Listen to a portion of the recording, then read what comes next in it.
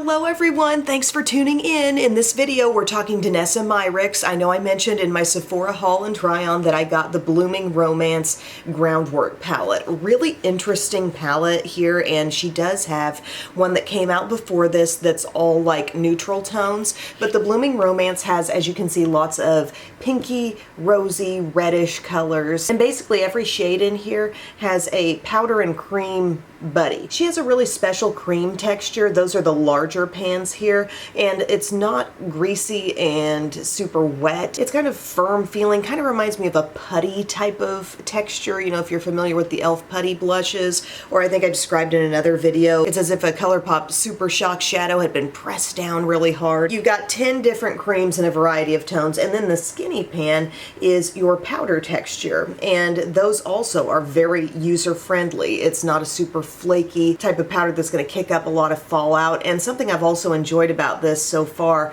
is really the variety of tones, because we've got like our light pinky shades, we go into mauve, a peachy color, we've got really nice deep colors that even like this shade, it's got kind of a burgundy twist to it, you know? Reddish colors over here. I've just really liked playing with this, especially on the eyes, but it's really pretty on the cheeks and lips as well. That's what I've realized in recent days. Before I get into that, I'll let you know what's already on my face. I grabbed for any Danessa Myricks I already had. I do have the Yummy Skin Glow Serum Primer. This is really pretty. It adds some moisture to your skin and a glow. It's not the type of thing I feel, oh my gosh, big essential, but it's a really nice product. One of my favorite things from Danessa is the Yummy Skin Serum Foundation.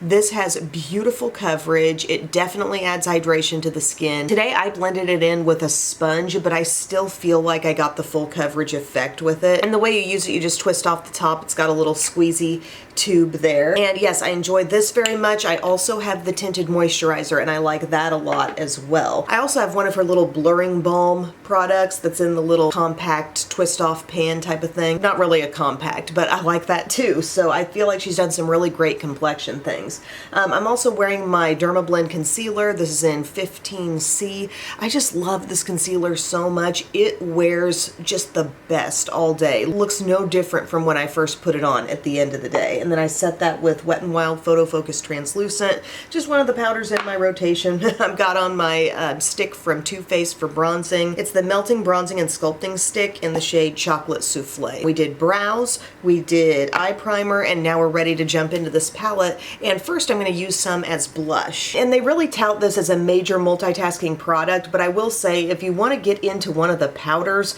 with a blush brush, that's going to be a little tricky. You're probably going to want to go into one of the creams for that, unless you've got a little better way to go about it than I do. I'm going to first go into Dreamy right here, and I'm just grabbing that with my Sephora 56 brush, and this is going to give me some really soft color to start off with. And I love how these creams are kind of blurring on the skin. When I did a look that was eyes, lips, and cheeks and shared it on Instagram, I just felt like the skin looked really perfected, you know? And also keep in mind, these shades don't have shimmer either. Now here we are just dabbing right into that product and dabbing it onto the skin, and these are really fun on the lips as well. But who is this palette for? I think it's for the people who really do like to multitask, because if you get it and you're only using it for eyes, you may still really enjoy it, but I don't think you really get the full function of it. You could get other berry toned or reddish burgundy eye palettes and just be happy using that, but it's the combination of textures, it's the different ways they can go. I'm still just playing with Dreamy. So we use that one for some blush. I might go down and get like a little bit of Adorn. This has more of a reddish tone in it. Can you see that? And these are just, again, super easy to blend. They're not really sticky, creamy, goopy. They go on, your skin looks kind of blurred and softened with them. And like I said, a putty texture might be the best word to describe them. And this is just my mini Sephora 56 brush. Mini handle, but same size brush head as the full size. And I just really like that for cream blushes. So there we are. We got something going on the cheeks. For the eyes, I think I'm going to try laying down maybe a little bit of a cream base. I'm going to go to Smitten right here, and this of course is the cream shade. The powder is right beside it. And oh, I didn't mention in this video that there's a little corner in each one of them where you can like pry out the shadow if you wanted to depot it, put it in another palette, switch the order around, or do whatever you want to do. So I'm using Smitten, the cream, as just a little base. Can you see how we're a little more pinky here on this lid? Kind of brightened up.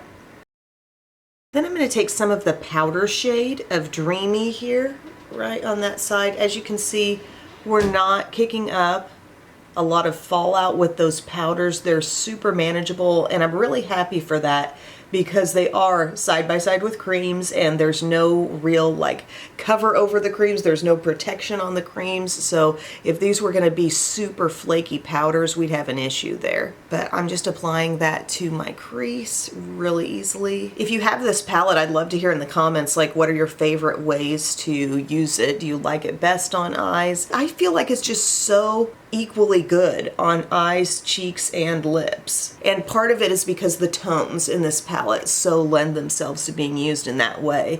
I know they tout the product as being able to be multitasked on brows as well, and I don't feel like there's really maybe an ideal brow color here for me. Maybe one of those darkest shades could work, but I think that's more so the original Groundwork palette that would have some really great brow options for people. So first we put Smitten all over the lid, the cream, as like a little base. Then we took the powder shade from Dreamy and put that all up in our crease area. I'm going to try to use some shades I haven't used as much in here. I'm going to go to the cream shade of XO. Right there, get a little bit on my finger, and maybe just dab that on the outer part of our lid. Now, could this be super dark? Yeah, I'm applying just like a little light wash. And then I could top that with some of the powder shade that's right next to it, which seems maybe a little bit lighter in tone, but still kind of rich. Look at this. Like, I just love how a palette that's this multitasking can also give you a full-on eye look with all the contrast, you know? It's not like, well, we're going to be multitasking, but your eye look is going to just be barely there with 3 shades or something. No, there's so much opportunity in here, especially if you really enjoy these kinds of colors like I do. I would describe the shadow color that I'm putting on here as a really dark, cool brown, near black, actually, the way it applies. It's very pigmented. But again, not a fallout concern, so that's nice. Sometimes I instinctively tap off excess just because that's what I'm used to doing when I pick up an eyeshadow, but it's not really there. Then I'm going to go into a powder shade that's just a little bit lighter than that, somewhere along the line here. I'm going to take Bliss, that powder, and use that to just kind of blend up and out from my crease. And I'm going to let it come inward too a little bit. Oh, it's so much fun to see these shades blend together. I know I got a little blending to do there still in the inner corner. Some of my favorite shades, I really like Bliss and I like Lovesick as well. Just those tones are super pretty. But yeah, this is from my berry lovers. Picture just the natural looks as well, you know, like just the easy kind of one shade thrown on. That could be possible too, but I like, if I'm going to do a tutorial, I kind of want to show you like the extent of what's possible. And these shades always make my eyes look a lot greener. I can always see the green in my eyes so much more. Okay, that's great. I'm going to go back to my crease brush now and kind of blend in the inside a bit. It's just easy. It's super easy. This look has not been a struggle at all. I'm going to go inward with a little something. I'm looking to my top row thinking, what tone do I want to go with? I think I might take a little bit of Smitten, that pink. And look how smoothing. If you like matte looks, that's the thing. I like berry, I like matte, I like multitasking. So this is speaking to me in a number of ways, on a number of levels. Super just hazy, pretty, berry toned eye. And then, you know, you could also go into your creams and think like, well, what about with a more precise brush? Take a little angled brush. We could go into Evermore right here, pick some of that up, use it down here on the lower lash line, turn it into a smudgy liner situation. Absolutely. This is just my little Profusion angled brush. I sometimes use it as a brow brush if I need it for that because it's got the spoolie on the other end. But I just basically smudged a light amount of Evermore cream right underneath. And the fact that, again, they're not really goopy, really sticky creams makes you feel like, yeah, I can get away with this. And then I'm going to go to the cream in XO with the same brush. And I'm just going to add that kind of around my upper lash line. I already have a lot of darkness there from that very shade actually, so it's not like it's gonna pop off and change the look too much, but I feel like, oh, rain alert. I feel like it's making my lash line look a little thicker perhaps. Loving this on the eyes. I'm going to apply a little bit of mascara and then I'm going to return to finish the lip off with this palette. Okay friends, the only thing I added to the eye look was mascara. I used my Physicians Formula Butter Bronzer Mascara and then topped that with a little bit of L'Oreal Panorama just to give it a little more blackened look.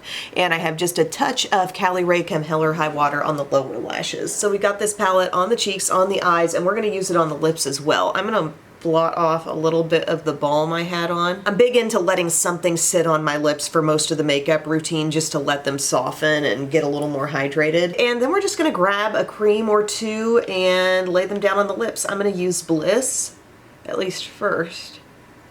Look how pretty this is. If you're a blotted lip fan, this is for you. Because it's definitely, yeah, looking matte. It's not too dry though. Just apply it with your finger, blend it around. If you want to pull in a lip liner, go for it. If you want to put a gloss on top, go for it. Look how pretty that is. That's just the shade Bliss right there, the cream. And then we could pull in others if you're like, well, I'd like it to look a little more reddish. Go to Lovesick. If you want to have a little lightness on the inner part of your lip, I'm going to take Allure the cream and just lighten it up maybe a little bit right there, okay? How easy, how multitasking. So yes guys, this is my Groundwork palette. I love it. I will use it for all seasons. I love these tones so much. We can use it on the cheeks, we can use it on the eyes, the lips. If you have the other one, I think it would definitely be a good brow multitasker. But the way they describe it on the back, it says buildable, blendable, velvety, rich color. The weightless velvet pomade hybrid formula shapes, fills, and defines all areas of the face with a fallout-free application. And then the Shape and Fix powder formula with Upsolite technology blends and sets. Do we need any more blush? Is anybody else feeling like maybe we could use a little more now that it's all said and done? Let's take a little bit of Adorn right over here. I love how there's so many different tones in this palette. Think of a look that is mostly Adorn and Desire up here. You know, wouldn't that be a pretty summertime kind of sun-kissed look maybe? I'm just taking a little of that cream. Okay, that'll do. Thank you guys again so much for watching. You know, I really love talking about drugstore makeup, but when I get my hands on something that's high-end that I feel like really makes itself worth the price and just is very versatile and multitasking, I can get very excited about this as well. And I'm keeping this, actually, I have an area right over here where I keep some full face types of palettes, like multitaskers. I had my little, you know, Hourglass Owl palette over here, my Butter Dream Team from Physicians Formula, and this is going to stay out here as well among those palettes because it just is so versatile, multitasking, and just the kind of thing that's easy to grab for. So thank you for your time, everyone. I will see you again very soon. I love you. Bye.